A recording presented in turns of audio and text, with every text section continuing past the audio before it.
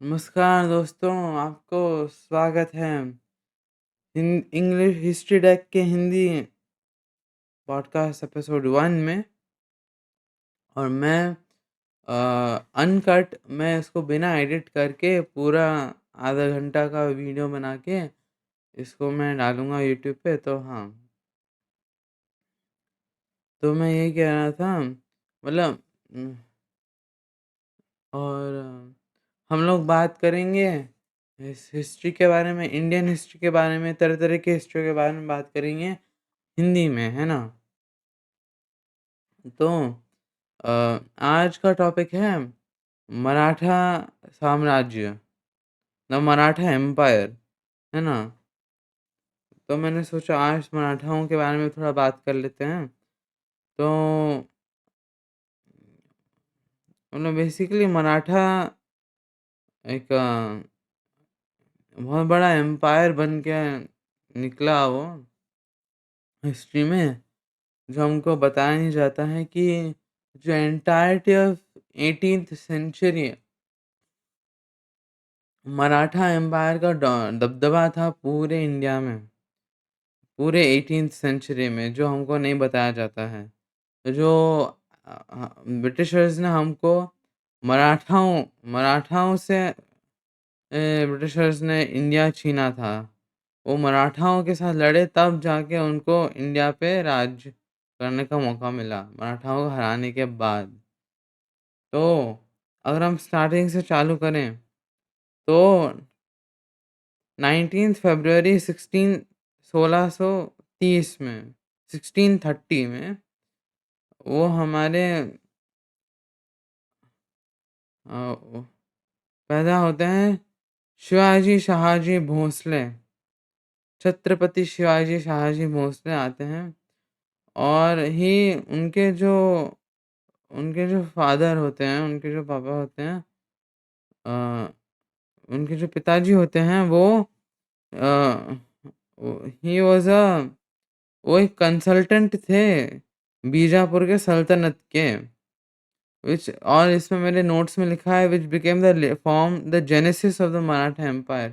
तो बेसिकली क्योंकि उनके जो पिताजी थे वो कंसल्टेंट थे अम, उसके क्या कहते हैं बीजापुर के सल्तनत के। तो छत्रपति शिवाजी को बहुत कुछ सीखने को मिला और बहुत कुछ समझने को मिला कि एक राज्य साम्राज्य को कैसे चलाते हैं और कैसे क्या करना चाहिए, क्या नहीं करना चाहिए, वो सब उनको वहाँ से सीख मिली, है ना? अगर हम if we read between the lines तो बेसिकली इसमें यही कह रहे हैं।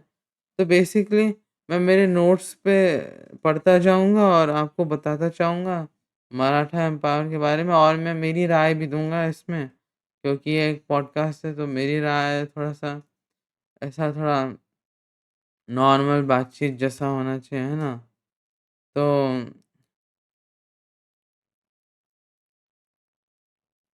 तो अ, इन 1674, है ना?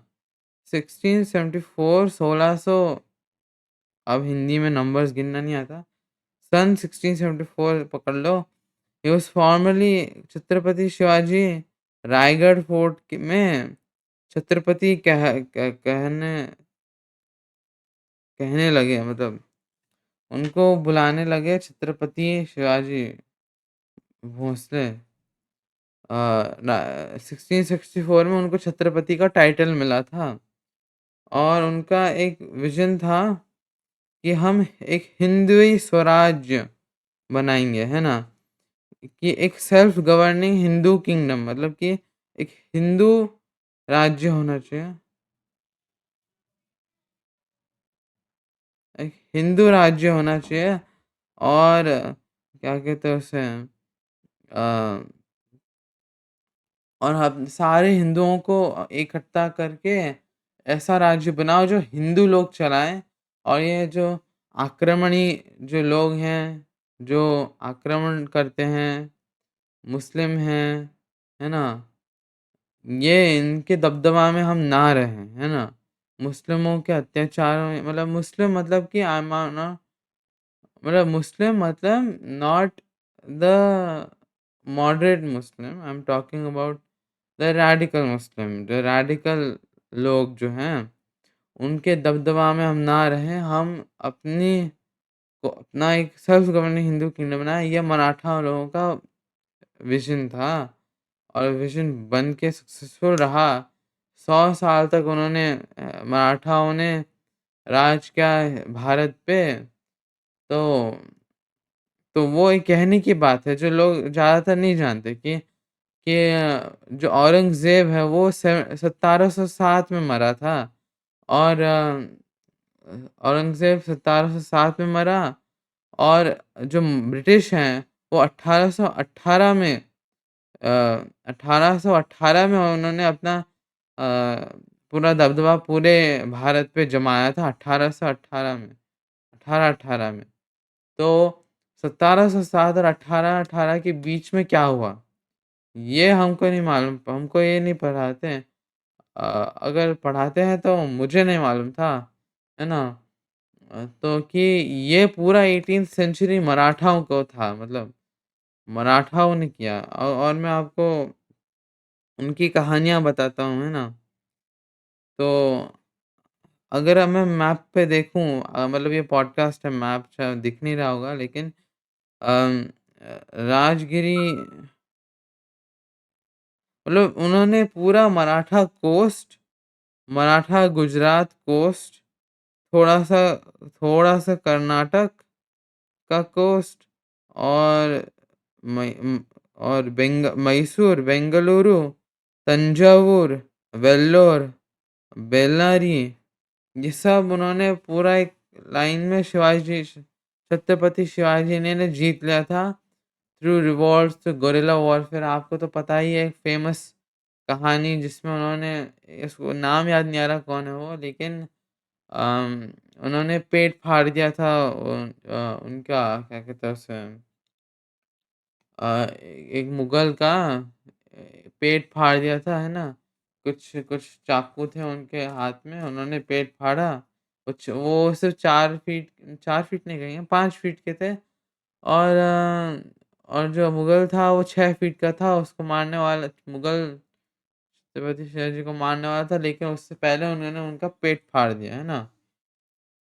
तो ये भी हुआ है और अगर मैं कहूँ तो 1680 में 1680 1680 में छत्रपति शिवाजी ही वो निकल गए इस धरती से और इसकी कई कहानियाँ मैंने सुनी है जैसे उन्होंने उनकी उनकी पत्नियों ने उनको ज़हर में मिला के उनको मारा था। मैंने मेरे दोस्त सुना है ये, तो हो सकता है कि वो सच हो लेकिन मुझे कोई आइडिया नहीं, मैंने इस पे रिसर्च नहीं की है।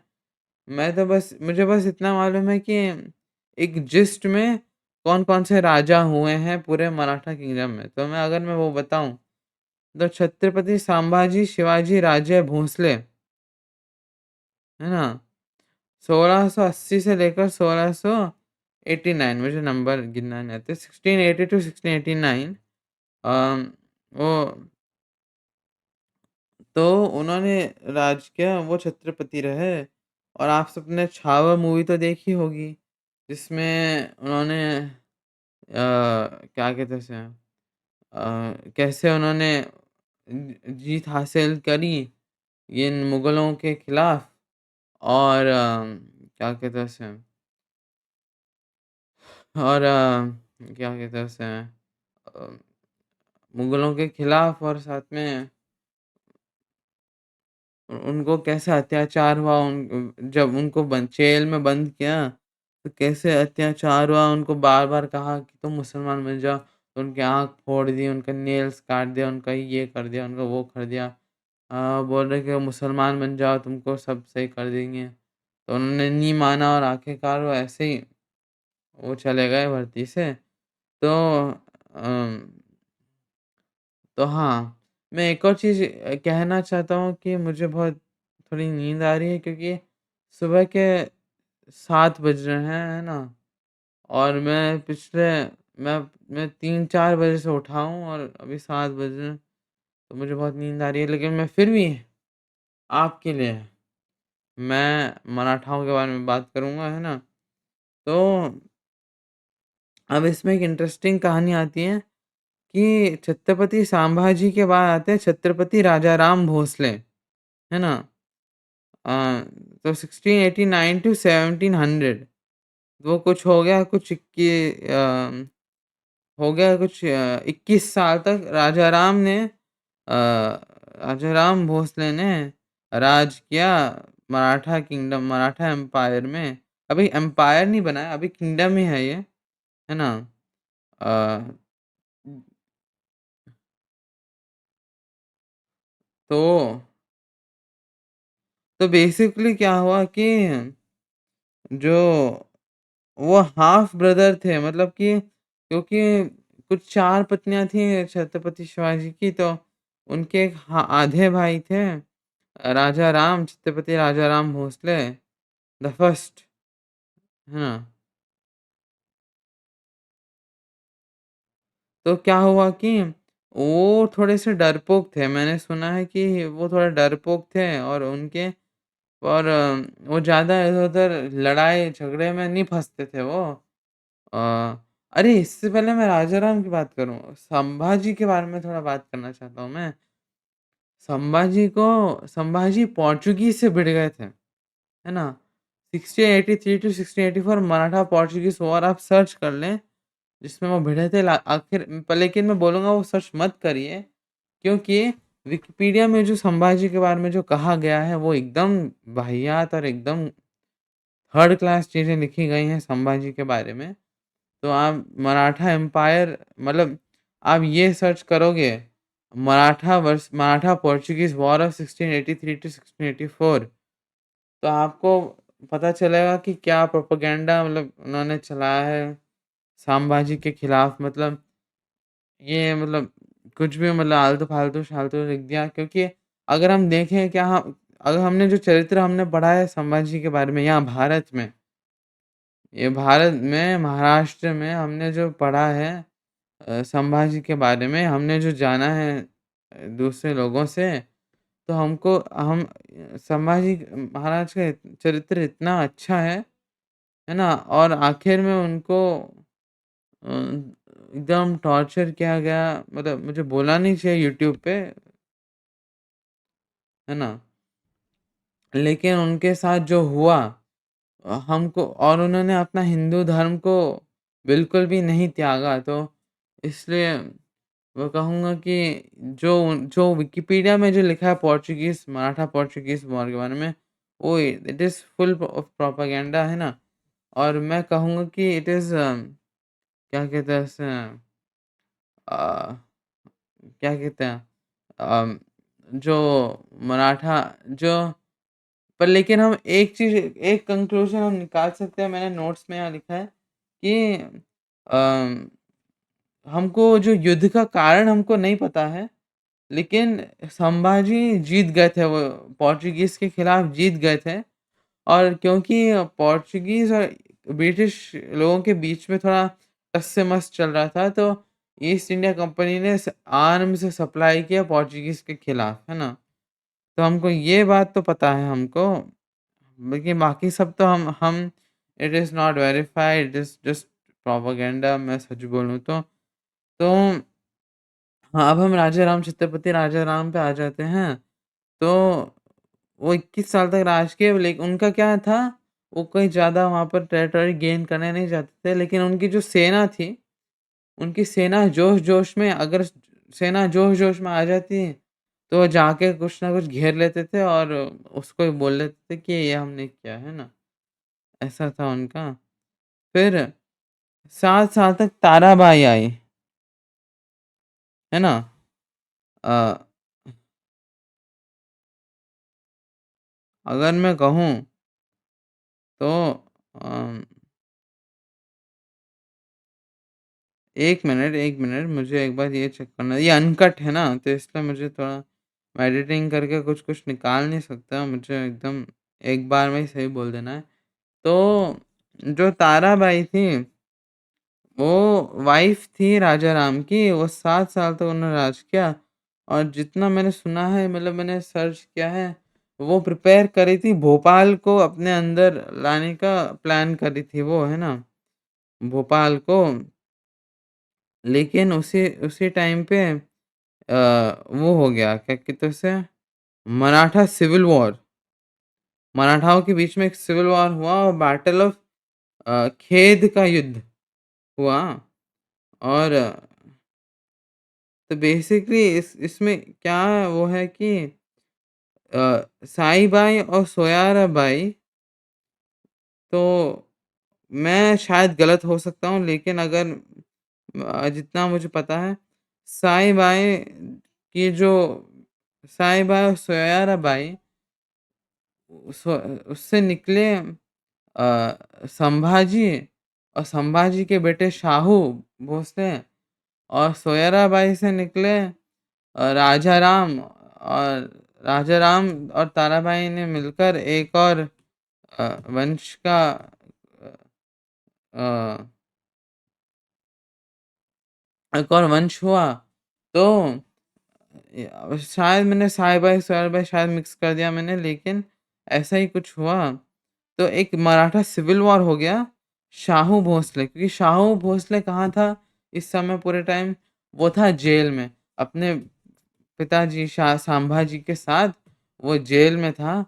लेकिन उसने मुगलों ने सोचा कि अगर हमने इसको रिलीज कर दिया तो there might be a civil war in Maratha kingdom, और वो सही निकले, क्योंकि एक सिविल वॉर छिड़ गया और बैटल ऑफ खेद हुआ, और जिसमें ताराबाई हार गई, और ताराबाई हार गई और शाहू भोसले जीता, है ना? और 1707 में औरंगज़ेब भी मर गया इसी टाइम पे। अब यहाँ से अगर हम कहेंगे, शाहू भोसले सिर्फ़ शाहू भोसले सिर्फ़ क्या कहते हैं उसे, उसने अ 1713 मतलब उसने सिर्फ़ कुछ 5-10 साल उसने खुद से राज किया। उसके बाद पेशवास आ गया, जो छत्रपति की पावर कम हो गई और पेशवा की पावर थोड़ी ज़्यादा हो गई। थोड़ी क्या, पूरी पूरी हो गई, है ना? पूरी ज़्यादा हो गई। तो इसमें क्या है कि अ, महा क्या हुआ, अब हम तेज़ी से पकड़ते हैं कि हाउ सिविल वॉर मतलब सिविल वॉर से तबाह हुए जो किंगडम था मराठा, वो वहाँ से एक बहुत बड़ा एम्पायर बन गया, वो जर्नी मैं बताता हूँ आपको। तो बेसिकली क्या हुआ, बालाजी विश्वनाथ 1713 से लेकर 1720 तक बालाजी विश्वनाथ थे, और उन्होंने जो पूरा जो वो है क्या कहते हैं उसे, कि वो एक एक्सपर्ट डिप्लोमैट थे, ठीक है? वो एक एक्सपर्ट डिप्लोमैट थे, और उन्होंने जो जो किंगडम था मराठा किंगडम, जो सिविल वॉर के धुएँ से, सिविल वॉर की आग से जला हुआ था अभी के अभी, उसको एक ग्रोइंग एम्पायर में बदल दिया because of his diplomacy. Balaji Vishwanath की जो डिप्लोमेसी थी, उससे उन्होंने सिविल वॉर से एक अच्छे एम्पायर में कन्वर्ट कर दिया, है ना? और ट्रीटियाँ और क्योंकि औरंगज़ेब मर चुका था, उनके चितर-बितर हो चुके थे पूरा मुगल एम्पायर के। तो आपको शायद हैरानी होगी, लेकिन एक ट्रीटी हुई थी 1719 में, जब मराठा टैक्स कलेक्ट करते थे मुगलों से, है ना? अब इसके डिटेल्स मुझे नहीं मालूम है, उसको ढूँढना पड़ेगा, मैं ढूँढ के अगले एपिसोड में शायद लाऊँ। तो 1719 में मराठा लोग वो टैक्स लेते थे मुगलों से, है ना? या शायद आपको नहीं मालूम होगा, 1719 में ही। तो आप कह सकते हो अगर मराठा लोग टैक्स कलेक्ट कर रहे मुगल से, तो अब कौन पावर, असली पावर में कौन है? आप जान सकते हो, मराठा हैं, है ना? अ, और बालाजी विश्वनाथ के बाद आए बाजीराव, बाजीराव द फर्स्ट इसमें लिखा है, क्योंकि हाँ। एक ही बाजीराव है। तो बाजीराव जो थे, बाजीराव ने वो बहुत ही एकदम खूंखार, एकदम सब पूरे एम्पायर को फैलाने में लगे हुए थे। और मैंने यहाँ पे लिखा उन्होंने क्या-क्या जीता।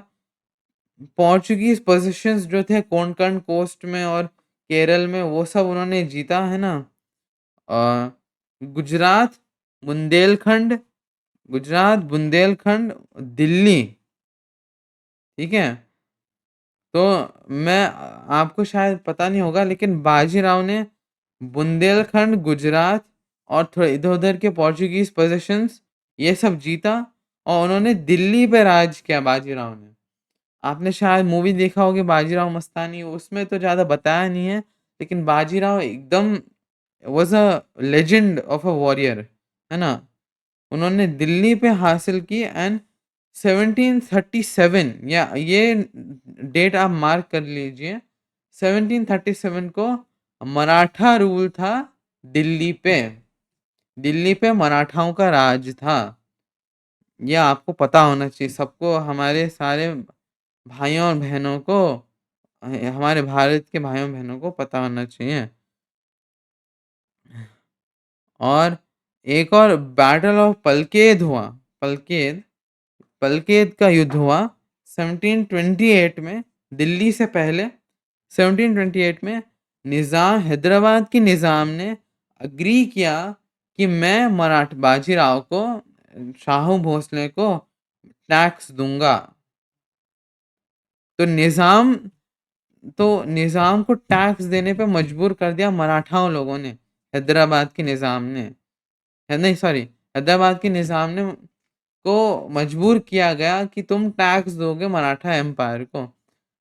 जो मराठा विक्ट्री थी, है ना?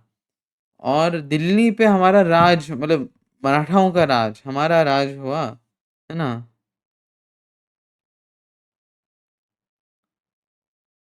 और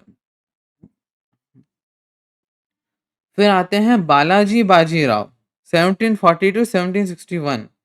आपको शायद ये मालूम नहीं होगा, लेकिन जो हैदराबाद था, वो हैदराबाद मराठा किंगडम के अंदर ही आता था, जितना मुझे मालूम है। और मैं कोई हिस्टोरियन नहीं हूँ, मैं कोई एक्सपीरियंस नहीं हूँ, मैं मुझे कुछ ज़्यादा मालूम नहीं, लेकिन मैं जब भी पॉडकास्ट करता हूँ, मैं रिसर्च करके ही आता हूँ और मेरे नोट्स से मैं आपको बताता हूँ कि क्या-क्या है। तो अगर मैं आपको बताऊँ, आपको जान के हैरानी होगी, लेकिन बंगाल पे मराठाओं का राज था, हैदराबाद पे मराठाओं का राज था, लाहौर और पेशावर पे राज था और केरला में हमारा राज था, मराठाओं का राज था। बालाजी बाजीराव 1740 टू 1761 के अंदर हमारा ये सारी जीतें हासिल हुई। फिर आता है माधवराव। अब यहाँ से तो अगर हम कह सकते हैं सेवन तो मराठा एम्पायर का जो पीक है, मतलब कि एकदम ऊँचाई पे जो है, ऊँचाई जब हासिल की मराठा एम्पायर ने, वो हम कहेंगे वो उस डेट का नाम है 1760। 1760 मराठा एम्पायर अपने पीक में था, है ना?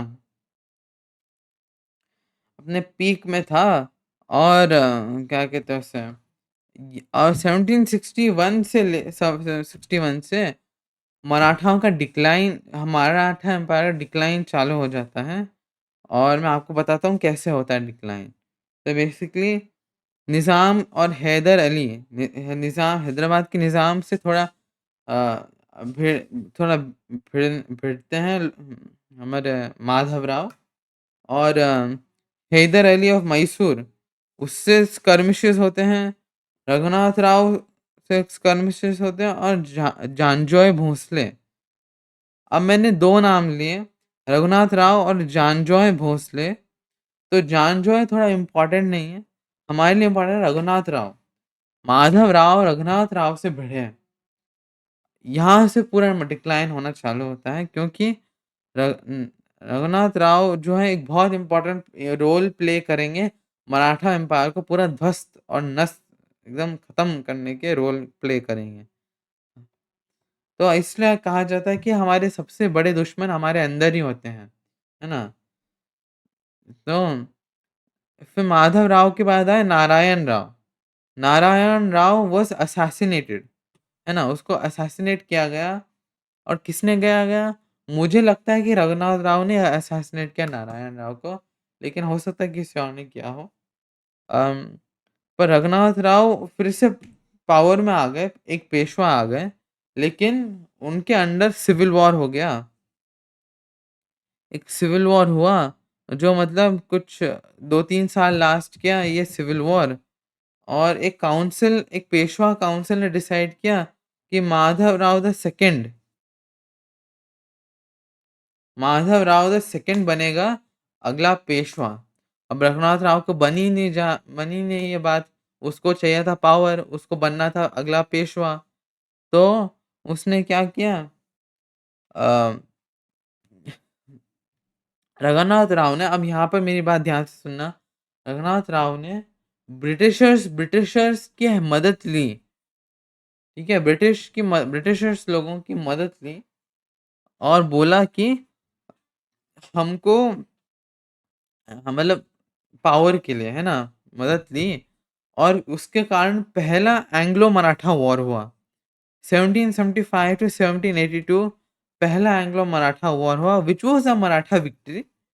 पहली बार जब युद्ध हुआ ब्रिटिशर्सों के साथ, मराठा जीते थे, है ना? हम जीते थे।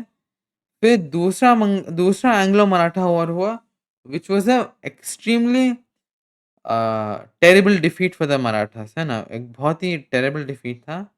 हमने बहुत सारी चीज़ें खो दी हैं। ये सन कौन-सी बात है? ये सेकंड एंग्लो मराठा वॉर हुआ 1803 टू 1805 के बीच में। तो मराठा लोगों ने गंगा, यमुना, दिल्ली, आगरा, बुंदेलखंड, सिंधियाज़ जो ग्वालियर, मतलब वहाँ के जो सिंधियाज़ वो सब, और कटक और वर्धा रिवर और होलकर्स ने टोंक, एक जगह है कोई सा तो है, वो सब उनको ब्रिटिशर्स को देना पड़ा क्योंकि वो हार गए। और तीसरा एंग्लो मराठा वॉर जो 1817 से 1819 में हुआ, उसने तो पूरा मराठा एम्पायर उधर ही कोलैप्स हो गया, पूरा गिर गया। और 1819 से मराठा पूरे भारत पे ब्रिटिशर्स का राज हुआ। तो मैंने आपको पूरा मराठाओं की हिस्ट्री बताई। एक जिस्ट में, मतलब इतना सिंपल नहीं है, थोड़ा कॉम्प्लिकेटेड है। लेकिन हाँ, तो आपको शायद पता थोड़ा, मैं आशा करता हूँ कि आप लोगों को थोड़ा-सा ज़्यादा ज्ञान मिला होगा। मतलब कुछ तो सीख मिली होगी, कुछ तो नया चीज़ पता चला होगा। ये मेरा मेरा एम रहता है, मेरा गोल रहता है। तो मुझे बहुत मज़ा आया बताने में आपको मराठा एम्पायर के बारे में। और तो ये मेरा पहला पॉडकास्ट था हिंदी हिंदी चैनल पे। और make sure to subscribe, like, क्योंकि मैं कोशिश करूँगा कि रोज़ मैं एक हिंदी पॉडकास्ट डालूँ। और आप देखोगे तो मेरा एक इंग्लिश पॉडकास्ट भी है, तो जो लोग हिंदी इंग्लिश दोनों देखना पसंद करते हैं, मेरे पास एक इंग्लिश पॉडकास्ट भी है। और ये हिंदी पॉडकास्ट का पहला एपिसोड है ऑब्वियसली।